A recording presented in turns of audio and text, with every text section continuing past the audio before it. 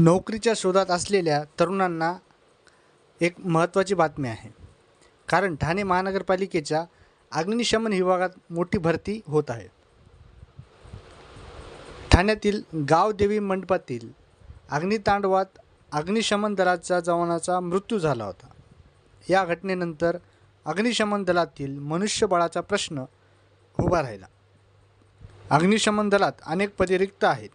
याच पार्श्वभूमीवर महानगरपालिकेचे महासभेत आयुक्त सौरभ राव यांनी अग्निशमन दलात तातडीने भरती प्रक्रिया राबवण्याची घोषणा केलेली आहे. ठाणे महानगरपालिकेच्या अग्निशमन दलात 835 पदे मंजूर आहेत. मात्र सध्या 325 अधिकारी आणि कर्मचारी कार्यरत आहेत. त्यामुळे मनुष्यबळाची मोठी कमतरता जाणवत आहे. पण तात्काळ भरती प्रक्रिया राबवण्याचे निर्देशन देण्यात आलेले आहे. त्यानुसार आता एकूण 601 पदासाठी भरती प्रक्रिया सुरू करण्यात आलेली आहे.